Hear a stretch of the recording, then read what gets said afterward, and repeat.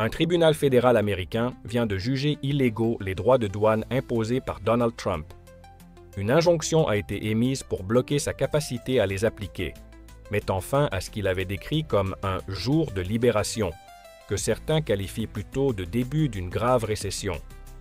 Trump avait justifié ses droits de douane en invoquant la loi de 1977 sur les pouvoirs économiques d'urgence internationaux, IEEPA, affirmant qu'il existait une urgence nationale qui lui donnait le pouvoir d'agir seul. Mais le Tribunal du commerce international des États-Unis, une juridiction spécialisée composée de 3 juges, a unanimement rejeté cette interprétation. Les juges ont déclaré que Trump n'avait pas l'autorité légale pour imposer ses tarifs douaniers de manière aussi large et sans encadrement.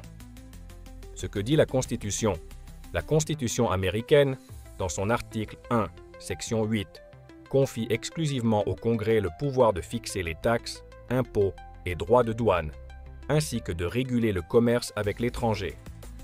Le président ne peut utiliser des pouvoirs d'urgence pour contourner ces règles, sauf dans des cas spécifiques, limités et encadrés. Pourquoi cette décision est importante? Le tribunal a expliqué que l'IEEPA ne donne pas au président une autorité illimitée pour imposer des tarifs à sa guise. Elle ne peut être utilisée que dans le cas d'une menace inhabituelle et exceptionnelle, justifiant la déclaration d'une urgence nationale, ce qui, selon les juges, n'était pas le cas ici. Donald Trump avait élargi abusivement cette notion, déclarant une urgence pour justifier des tarifs sur des pays comme le Canada, la Chine ou des membres de l'UE, ce que le tribunal a fermement rejeté. Qui a porté plainte? Des entreprises américaines, comme VO Selections Inc.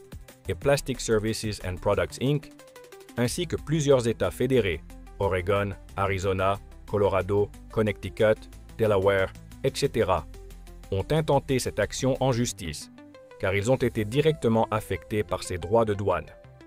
Le tribunal a reconnu leur légitimité à agir. Les conclusions du tribunal. Le président ne peut pas imposer des tarifs illimités en se fondant sur l'IEEPA.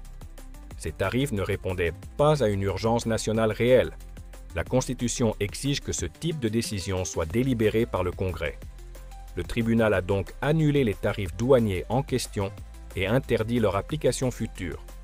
C'est une victoire importante pour la séparation des pouvoirs et une défaite majeure pour Donald Trump. Il a annoncé vouloir faire appel, mais pour l'instant, ces tarifs sont jugés inconstitutionnels et inapplicables.